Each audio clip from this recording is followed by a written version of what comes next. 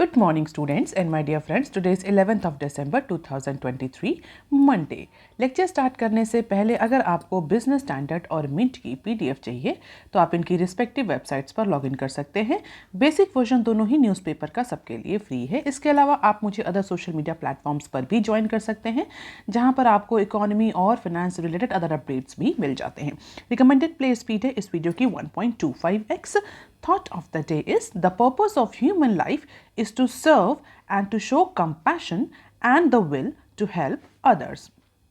आज के mint paper की ये 7 इंपॉर्टेंट न्यूज़ हेडलाइंस हैं, बिजनेस स्टैंडर्ड की 16 इंपॉर्टेंट न्यूज़ हेडलाइंस हैं और आज के डिस्कशन में हम 11 न्यूज़ आर्टिकल्स कवर करने वाले हैं। तो देख लेते हैं पहला आर्टिकल जो कि मिंट के पेज नंबर 1 पर दिया हुआ है। Blackstone to trim stake in PGP Glass. The global equity firm Blackstone INC is going to sell its 50% stake in PGP Glass Private Limited, जो कि उसने 3 साल पहले एक्वायर किया था। हालांकि कंपनी के साइड से कोई अभी ऑफिशियल अनाउंसमेंट नहीं है, लेकिन ऐसे इंडिविजुअल जो कि इस पर्टिकुलर मैटर में इन्वॉल्व है उनका ये कहना है कि ब्लैकस्टोन का जो 50% का स्टेक है PGP Glass में उसको सेल करने के लिए ब्लैकस्टोन ने एक investment bank Jefferies group LLC appoint किया है। तो ज़ेफरीज ग्रुप जो है वो बायर्स फाइंड आउट करेगा। हालांकि डील जो है बहुत अपने अर्ली स्टेज पर है, अभी कोई किसी चीज़ को लेकर के फाइनलाइजेशन की बात नहीं कही जा सकती है, बट हाँ इन्वेस्टमेंट बैंक का जो है वो अपॉइंट हो चुका है, लेकिन जो इन्फॉर्मेशन मेमोरेंडम है वो अभी भी आना बाकी है और इसके लिए कुछ PE फर्म्स को ऑलरेडी अप्रोच भी किया जा चुका है, ऐसा मानना है इंडिविजुअल्स जो इस मैटर में इन्वॉल्व है। अगर ब्लैकस्टोन की बात करें तो ब्लैकस्टोन का 100% स्टेक है PGP ग्लासेस में, जो कि ब्लैकस्टोन ने अप्रॉक्सीमेटली 2020 में एक्वायर किया था। किसे एक्वायर किया था? From Piramal group. कितने वैल्यूएशन पे एक्वायर किया था? 6,988 करोड़ यानी अप्रॉक्सीमेटली 1 बिलियन की ये डील थी, जिसमें से $180 मिलियन जो हैं वो अपफ्रंट की तरह पे किए गए थे और जो रिमेनिंग $150 मिलियन हैं वो बाद में डिफरेंट माइलस्टोन के बाद ब्लैकस्टोन ने पे किया था। तो उसी 100% स्टेक में से 50% को ब्लैकस्टोन सेल करने जा रही है। और ऐसा नहीं कि जो ब्लैकस्टोन PE फर्म है ये पहली बार या ये अकेली अभी ऐसी फर्म है जो अपना इतना बड़ा लार्ज जो स्टेक है किसी कंपनी में उसको सेल करे। इसके अलावा अगर हम देखें जो और वेंचर कैपिटल फर्म है, PE फर्म्स हैं, उन्होंने भी रिसेंटली अपने इन्वेस्टमेंट को डाइल्यूट करने का अप्रोच किया है अलग अलग फर्म्स में, चाहे वो टीमाशेक हो, चाहे वो सिंगापुर गवर्नमेंट सोवरेन फंड हो। तो ये कुछ ट्रेंड अभी से चलना शुरू हुआ है यहाँ पर PE फर्म्स और जो वेंचर कैपिटल फर्म्स हैं they are actually started selling their large stake in Indian companies. So this is all about Blackstone India portfolio, जिसका total market valuation approximately $60 billion का है। और जो रीसेंट इन्वेस्टमेंट है Blackstone के वो हम देख सकते हैं एम्फेसिस में है, core hospital, Piramal, R system और एक्सप्रेस बी में। कब इन्वेस्टमेंट किया है, डील साइज कितनी थी, can just have the glimpse of it, बहुत ज़्यादा याद करने की इसको जरूरत नहीं है। अब देख लेते हैं article number 2 that is given on page number 1 of Mint paper. NFRA prepares inspection report of top 5 auditors. NFRA stands for National Financial Reporting Authority. And when this institute was constituted, this authority was constituted on 1st of October 2018 by government of India. तो companies act 2013 के तहत इस particular authority को constitute किया गया था। और basic function क्या है इस अथॉरिटी के? Recommend accounting and auditing policies, monitor and enforce compliances with accounting standards, oversee the quality of services of the professionals involve into this accounting and auditing services, perform other functions related to this accounting and auditing function. तो basically accounting auditing के standard को लेकर के, उसके functions, उसकी duty को लेकर के ये प्रॉपर मैंडेट दिया गया है नेशनल फाइनेंशियल रिपोर्टिंग अथॉरिटी को। ये तो बात रही NFRA की। अब आज की न्यूज़ क्या है? तो NFRA जो है वो कुछ जो टॉप ऑडिटर्स हैं, अगर हम बात करें अप्रॉक्सीमेटली 5 टॉप ऑडिटर्स जो इंडिया के हैं, उनका क्रिटिकल असेसमेंट करने जा रही है। तो उनके क्रिटिकल असेसमेंट के लिए और वो जिन फर्म्स को ऑडिट करते हैं उनके क्रिटिकल असेसमेंट के लिए NFRA ने अपनी जो फाइनल क्रिटिकल असेसमेंट रिपोर्ट है वो तैयार करने के वर्ज पर है। तो ये क्रिटिकल असेसमेंट जो NFRA कर रहा है बेसिकली एक तरह की first of its kind exercise है, जिसमें कई तरह के इंस्पेक्शन NFRA ने किए हैं। कौन कौन से 5 फर्म्स जो हैं इसमें कवर हुई हैं? Price Waterhouse chartered accountant, Deloitte Haskins, BSR, Batliboi, Walkers जैसे टॉप ऑडिटिंग फर्म्स जो कि इंडिया में ऑडिटिंग सर्विसेज प्रोवाइड करती हैं बड़ी बड़ी कंपनीज को। तो फाइनली वो क्रिटिकल असेसमेंट रिपोर्ट जो है वो कंप्लीट होने वाली है। हालांकि ऐसा नहीं है कि ये अभी स्टार्ट हुई है, लास्ट ईयर ये असेसमेंट जो क्रिटिकल असेसमेंट है ये स्टार्ट हुआ था और इस पर्टिकुलर ईयर के मार्च तक चला था। तो कई सारे डिस्कशन हुए ऑडिटिंग फर्म्स के, उनकी रिपोर्ट चेक करी गई, उनके फाइनेंशियल स्टेटमेंट, जिन बिजनेस की ऑडिटिंग कर रहे हैं उनके फाइनेंशियल स्टेटमेंट चेक किए गए। तो बेसिकली पर्पस क्या था इस क्रिटिकल असेसमेंट का?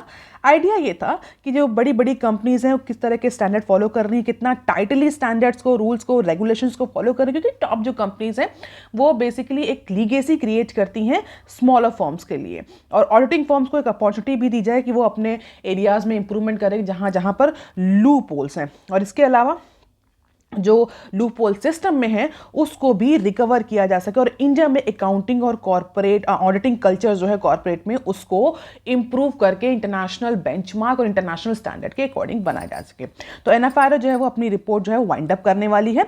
हालांकि अभी बहुत ज़्यादा कम्युनिकेशन या इससे रिलेटेड फाइंडिंग्स डिस्क्लोज नहीं करी गई हैं, बट बहुत जल्दी हो सकता है ये रिपोर्ट पब्लिक डोमेन में हो, तो इसके बारे में हम डिस्कस करेंगे। अब देख लेते हैं बिजनेस स्टैंडर्ड के आर्टिकल, पहला आर्टिकल जो कि पेज नंबर 1 पर दिया हुआ है, India defend quality control orders at WTO।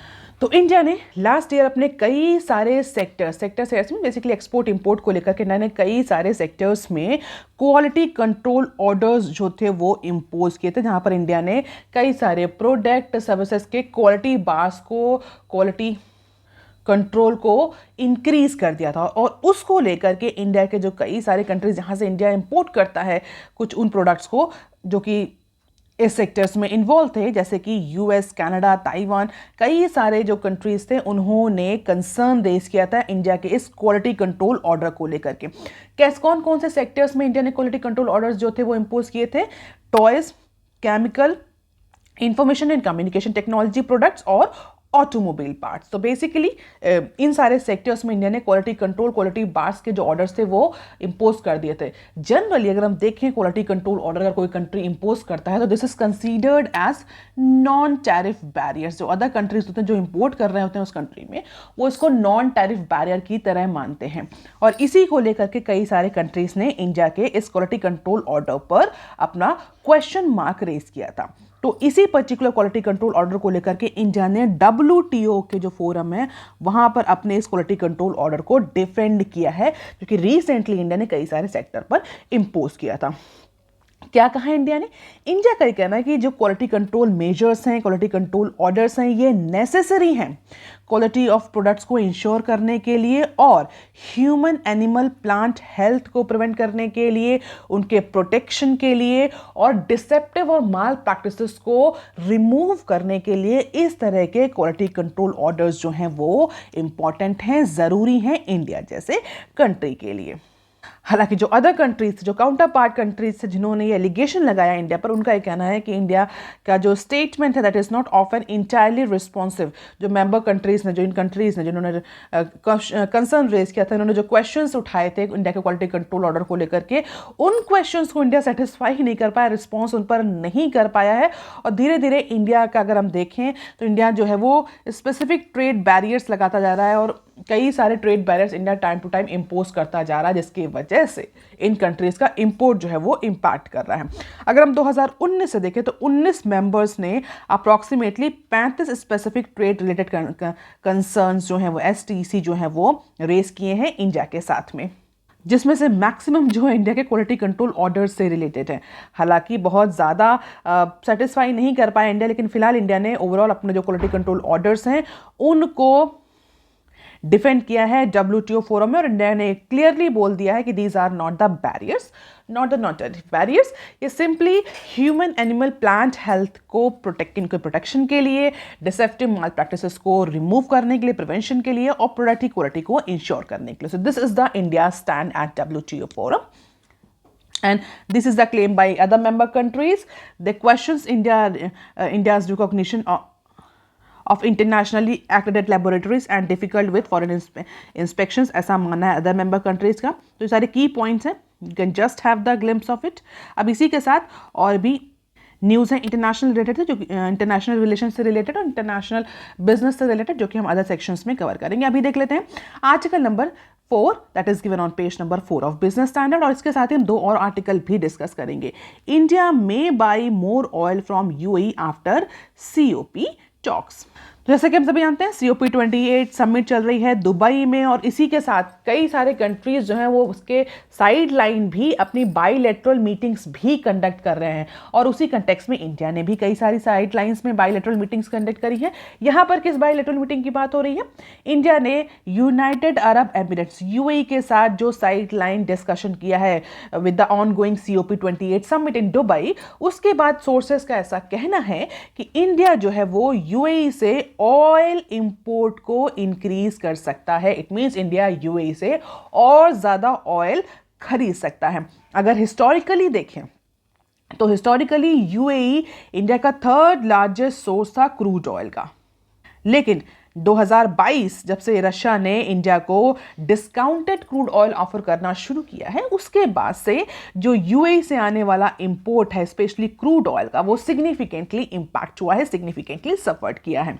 और अगर डेटा देखें तो first 6 month of this current fiscal year shows that India ने अप्रॉक्सीमेटली $3.2 बिलियन वर्थ का क्रूड ऑयल UAE से इंपोर्ट किया है, जो कि डाउन है $9.35 बिलियन डॉलर से, जो कि लास्ट ईयर सेम पीरियड में इंडिया ने UAE से इंपोर्ट किया था। तो पिछले साल $9.35 बिलियन का इंपोर्ट आया था इनिशियल फर्स्ट 6 मंथ में, जो कि इस साल रिड्यूस होकर के $3.2 बिलियन रह गया। तो सिग्निफिकेंट रिडक्शन हमें देखने को मिला, और हम सभी जानते हैं कि रिडक्शन क्यों है। और ये ऐसा नहीं कि सिर्फ UAE के साथ है, अदर कंट्रीज के साथ भी हम देखें तो हमें रिडक्शन देखने को मिल सकता है, क्योंकि रशिया ने हमें डिस्काउंटेड क्रूड ऑयल ऑफर किया, तो हमारे जितने भी रिक्वायरमेंट्स थी अब क्रूड ऑयल की, वो हमने रशिया की तरफ डाइवर्ट कर दी, और रशिया से हमने सिग्निफिकेंटली क्रूड ऑयल इंपोर्ट किया because of that discount offered by Russia. और इसी वजह से अप्रॉक्सीमेटली 65% फॉल हमें देखने को मिल रहा है। This is the highest for India's top 10 sources of crude oil. तो इसी को लेकर के डिस्कशन चल रहा है, और हम सभी जानते हैं कि रिसेंटली दोनों ही कंट्रीज ने FTA भी साइन किया है, जो कि मई 22 से इफेक्ट में है। और इसी पर्टिकुलर FTA में जो टारगेट सेट किया गया है वो $100 बिलियन का किया गया, 100 बिलियन ट्रेड। कौन सा trade? Non oil trade, oil के अलावा जो अदर ट्रेड इंडिया और UAE के बीच में होता है, जिसमें एक्सपोर्ट इंपोर्ट कई सारे प्रोडक्ट्स का इंक्लूडेड है, उसका वैल्यूएशन यानी अप्रॉक्सीमेटली $100 बिलियन वैल्यूएशन का ट्रेड दोनों कंट्रीज के बीच में हो। कब तक? 2030 तक। और इसी के साइड में इंडिया UAE से अपने और रिलेशन भी इंप्रूव करना चाहता है, और इसी में साइडलाइन डिस्कशन हुआ, और ऐसा कहा जा रहा है कि इस डिस्कशन में ऑयल इंपोर्ट को लेकर के भी कुछ एग्रीमेंट्स बन सकते हैं। सो this is all about total crude imports including those not in the list. और ये ऑयल बास्केट है इंडिया के, देख सकते हैं Russia, Iraq, Saudi Arabia, UAE और यूनाइटेड स्टेट्स। तो रशिया के अलावा हमें सबसे डिक्लाइन देखने को मिल रहा है। अब देख लेते हैं शॉर्ट न्यूज आर्टिकल जो कि सेम कंटेक्स्ट से रिलेटेड है। India US trade policy forum meets likely in January. तो इंडिया और यूनाइटेड स्टेट्स का जो पॉलिसी फोरम है, annual trade policy forum TPF, वो नेक्स्ट मीटिंग उसकी नेक्स्ट मंथ में शेड्यूल है, और इसमें बायलैटरल रिलेशन को इंप्रूव करने के लिए कई सारे जो इश्यूज हैं जो रिजॉल्व नहीं हो रहे लॉन्ग पेंडिंग, उनको डिस्कस किया जाएगा। इसके अलावा कई सारे एरियाज में ट्रेड रिलेटेड एंगेजमेंट्स और बायलैटरल रिलेशन को स्ट्रेंथन करने की भी बात कही जाएगी। अब देख लेते हैं next clip. US to support India 50K e-buses plan. India is aiming to get 50,000 electric buses on street by 2027, और इसके लिए joint finance mechanism United state के साथ स्टैब्लिश किया गया है, जहां पर $390 बिलियन फंड जो है वो that will act as a guarantee for manufacturing seeking loans to expand production. और इंडिया और USA मिल करके इस पर्टिकुलर ज्वाइंट फाइनेंस मैकेनिज्म को कॉन्स्टिट्यूट कर रहा है। तो बेसिकली इंडिया को हेल्प कर रहा है USA फाइनेंसिंग के लिए। किसकी फाइनेंसिंग के लिए? ई-बसेस को एक्वायर करने के लिए। तो इंडिया का जो टारगेट है 50,000 इलेक्ट्रिक बसेस स्ट्रीट पे लाने का, उसमें हेल्प कर रहा है USA। अब देख लेते हैं short news articles from business standard. Apple way ahead of PLI commitment. अगर आपको याद हो, प्रोडक्शन लिंक्ड इंसेंटिव स्कीम के तहत और मेक इन इंडिया एक सक्सेस स्टोरी के बाद एप्पल ने बेसिकली इंडिया में एंटर किया था इसी पर्टिकुलर कंटेक्स्ट के साथ कि वो इंडिया को एक्सपोर्टिंग हब बनाएगा मोबाइल मैन्युफैक्चरिंग में। और जो टारगेट रखे गए थे PLI स्कीम के तहत, उस जो कमिटमेंट सेट किए गए थे कि कंपनीज को अगर वो आ रही हैं PLI के तहत, अगर वो टैक्स इंसेंटिव्स ले रही हैं, टैक्स हॉलीडेज ले रही हैं, तो उनको कितने वैल्यूएशन का एक्सपोर्ट करना है, वो सारे targets year by year set किए गए थे। और अगर उन टारगेट्स को देखें तो उन टारगेट से ज़्यादा एप्पल INC ने इंडिया में जो फ़ोन है वो एक्सपोर्ट किए हैं और उनको मैन्युफैक्चर किया। So Apple Inc has assembled iPhone with a freight on board FOB value of more than 60K crore in the first 7 months of financial year 24। जो 3 वेंडर्स हैं उनके थ्रू अप्रॉक्सीमेटली 60,000 करोड़ से ज़्यादा के फ्रिट ऑन बोर्ड वैल्यूएशन के iPhone जो हैं वो एप्पल ने इंडिया में असेंबल किए हैं, and this is accounted for 81% of total combined target, that is 74K crore for this financial year. तो अपने जो ऑलरेडी स्टैब्लिश टारगेट है पीएलआई के, उससे ज़्यादा जो है वो एप्पल इंडिया में असेंबल कर रहा है। प्रोबेबली आगे आने वाले टाइम में this will give a significant boost to India make in India programme और making India an exporting hub in case of electronics and mobile device manufacturing. अब देख लेते हैं next clip. Election code spoke in CV sales wheel. So election code of conduct restricting the circulation of cash, और जिसकी वजह से ऐसा कहा जा रहा है कि जो कॉमर्शियल व्हीकल हैं उनकी सेल इंपैक्ट हो सकती है। रिसेंटली फेस्टिव सीजन में अगर हम देखें तो जो व्हीकल्स हैं उनकी सेल इंक्रीज हुई है, लेकिन अब चूंकि इलेक्शन आने वाला है तो कैश का सर्कुलेशन जो है वो रिस्ट्रिक्ट हो गया because of number of codes and moral code of conduct बहुत सारे इंपोज होते हैं, जिसकी वजह से कैश सर्कुलेशन जो है वो रिस्ट्रिक्ट हो गया। और इस कैश सर्कुलेशन रिस्ट्रिक्ट होने की वजह से पोस्ट फेस्टिवल सीजन में इंडस्ट्री इंसाइडर का ये मानना है कि जो कॉमर्शियल व्हीकल हैं उनकी सेल इंपैक्ट कर सकती है। The limit of cash handling during election is only 2 lakhs, तो definitely it is going to impact the commercial vehicle sale in upcoming months. और हम देख सकते हैं सितंबर, अक्टूबर, नवंबर में कितना कॉमर्शियल व्हीकल में सेल हुई है, किसमें किस सेगमेंट में ड्रॉप हुआ। तो commercial vehicle, light commercial vehicle, medium commercial vehicle, heavy commercial vehicle और अदर्स में, तो किसमें हमें डिक्लाइन देखने को मिला है, किसमें इंक्रीज देखने को मिला है। हालांकि most of the segments are registering the increase in sale, लेकिन अब इलेक्शन की वजह से जो कॉमर्शियल व्हीकल्स हैं उनकी सेल डिक्लाइन कर सकती है। अब देख लेते हैं व्हीकल से related other news. E2 sales में zoom past 1 million next year। तो India electric two wheeler sector is expected to cross 1 million mark in 2024, और यानी फाइनेंशियल ईयर 2024 की बात हो रही है, कैलेंडर ईयर 2024 की बात हो रही है। और कहा जा रहा है कि 2024 में जो 2-व्हीलर सेगमेंट है वो 1 मिलियन से ज़्यादा की यूनिट, 1 मिलियन से ज़्यादा के व्हीकल सेल को रजिस्टर करेगा। Reason behind increasing demand, increased production, affordability, इन 3 फैक्टर्स की वजह से जो इंडियन कंज्यूमर है उसमें इलेक्ट्रिक व्हीकल स्पेशली 2-व्हीलर्स जो इलेक्ट्रिक व्हीकल्स हैं उनका पेनिट्रेशन इंक्रीज होगा, ऐसा मानना है इंडस्ट्री एक्सपर्ट का। इसके अलावा जो रिसेंट सेफ्टी रिलेटेड कंसर्न है, जो बैटरी टेक्नोलॉजी रिलेटेड कंसर्न है, कई सारे इनोवेटिव फीचर्स हैं, उन सब पर भी ध्यान दिया जाएगा जिससे कि जो सेल है ये प्रॉपर्ली बूस्ट अप हो सके। And this is all about electric two wheeler sale since financial year 2019 to 24।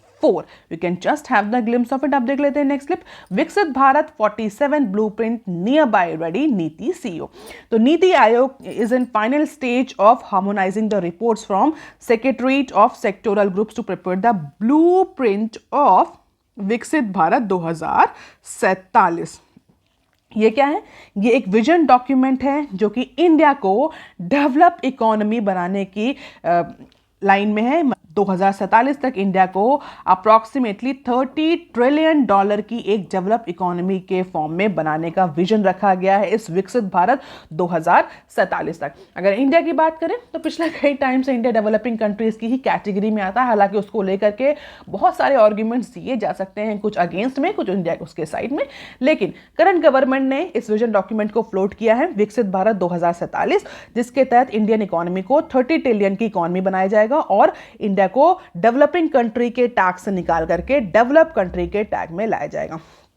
तो इसके लिए जो भी visions, targets, aims, major set करने उसका काम हमारा जो थिंक टैंक है नीति आयोग उसको दिया गया था। और ऐसा कहा जा रहा था कि बहुत जल्द ही नीति आयोग इस रिपोर्ट को वाइंड अप कर देगा, क्योंकि डिफरेंट सेक्टर से जो रिपोर्ट ली गई है वो कंबाइन कर ली गई है। बहुत जल्दी इसका ब्लूप्रिंट तैयार भी हो जाएगा। अब देख लेते हैं नेक्स्ट 2 क्लिप हैं जो कि RBI के MPC रिव्यू से ही एसोसिएटेड है। Connected lending influence of Biz House may be कब RBI forex risk move may not hit rupee for now. तो रिसेंटली MPC की जो मीटिंग हुई है उसमें रिजर्व बैंक ऑफ इंडिया ने जो डिसीजन लिया है यहाँ पर यूनिफाइड रेगुलेटरी फ्रेमवर्क इंट्रोड्यूस किया है। किस लिए यूनिफाइड रेगुलेटरी फ्रेमवर्क इशू किया है या इंप्लीमेंट किया है या इंट्रोड्यूस किया है रिजर्व बैंक ऑफ इंडिया ने? सिंपली जो कनेक्टेड लेंडिंग्स हैं ऑल रेगुलेटेड एंटिटीज की उसको रेगुलेट करने के लिए। और ऐसा कहा जा रहा है कि जो ये यूनिफाइड रेगुलेटरी फ्रेमवर्क इंट्रोड्यूस किया गया है that is expected to reduce the influence of business conglomerates on Indian landing space. तो कनेक्टेड, बेसिकली कनेक्टेड लेंडिंग क्या होती है? कनेक्टेड लेंडिंग की अगर बात करें, this pertains to lending to the related party within the same business group, यानी कि किसी सेम बिजनेस ग्रुप में दो एंटिटीज हैं, एसबीयूज होती हैं, आपको पता होगा कई सारी एसबीयूज होती हैं जो मिलकर के कॉन्ग्लोमरेट कॉन्स्टिट्यूट करते हैं। जैसे टाटा की कई सारी एसबीयूज हैं, आईटीसी के कई सारे एसबीयूज हैं, रिलायंस के कई सारी एसबीयूज हैं। तो रिलेटेड एंटिटीज में जो लेंडिंग करी जाती है उस पर्टिकुलर इन्वायरमेंट को रेगुलेट करने के लिए यूनिफाइड रेगुलेटरी फ्रेमवर्क जो है वो आरबीआई ने इंट्रोड्यूस किया है। And this particular connected lending pertains to lending to the related parties within the same business group. और RBI might appear more agreeable to allowing the business conglomerates to own banking licence. तो RBI का ये मानना है कि ये जो unified regulatory framework है ये सिंपली जो इन्फ्लुएंशियल इंडिविजुअल्स हैं, बिजनेस हाउसेज हैं, कॉर्पोरेट हाउसेज हैं, उनका इन्फ्लुएंस कंट्रोल करेगा किस पर? लेंडर्स के डिसीजन पर, whether to lend the business or conglomerate or not. ये डिसीजन जनरली इन्फ्लुएंस होता है अगर कोई बड़ा टॉप बिजनेस जो है वो लोन लेने आता। तो बेसिकली इसी इन्फ्लुएंस को कंट्रोल करने के लिए, कनेक्टेड लेंडिंग्स को कंट्रोल करने के लिए रिजर्व बैंक ऑफ इंडिया ने ये जो यूनिफाइड रेगुलेटरी फ्रेमवर्क है इस MPC रिव्यू में इंट्रोड्यूस किया है। अब देख लेते हैं next clip. RBI forex risk move may not hit रूपी फॉर नाउ। तो मार्केट पार्टिसिपेंट्स का ये मानना है कि जो रूपी है उस पर रिजर्व बैंक ऑफ इंडिया के कॉम्प्रिहेंसिव मास्टर डायरेक्शन का बहुत ज़्यादा इंपैक्ट, अभी इमीडिएट इंपैक्ट देखने को नहीं मिलेगा। अभी रिसेंट जो MPC की मीटिंग हुई है उसमें हमारे जो आरबीआई के गवर्नर हैं उन्होंने बोला है that in his monetary policy statement he said, or he revealed the central bank or RBI is poised to issue a master direction to consolidate guidelines for all types of forex transaction। और उसी को लेकर के अफरा तफरी much गई थी कि इससे particularly forex transaction, forex exchange market जो है इम्पैक्ट करेगी, जिससे जो इंडियन रुपी है वो भी हिट कर सकता है। लेकिन इसको लेकर के मार्केट पार्टिसिपेंट्स ने क्लियरली बोल दिया है कि अभी फिलहाल के लिए कोई इमीडिएट इम्पैक्ट हमें इस मास्टर कॉम्प्रिहेंसिव डायरेक्शन का देखने को नहीं मिलेगा। But definitely this development according to market pair is more a directional guideline than mandatory directives। तो हो सकता है अभी जब डायरेक्टिव्स डिटेल्स में आएंगे तो प्रोबेबली हम इसके इम्पैक्ट को एनालाइज कर पाएं, लेकिन जो मार्केट पार्टिसिपेंट्स हैं उनका ये मानना है कि डायरेक्शनल होंगी, मैंडेटरी या कंप्लायंस बेस्ड ये गाइडलाइंस नहीं होंगी, जिसकी वजह से फॉरेक्स पर, इंडियन रुपी पर बहुत ज़्यादा सिग्निफिकेंट इंपैक्ट हमें इस कॉम्प्रिहेंसिव मास्टर डायरेक्शन का नहीं देखने को मिलेगा जो रिसेंटली आरबीआई ने अपनी MPC रिव्यू में फ्लोट किया है। So that is all for today students. Please like, share and subscribe. Thank you. Have a nice day.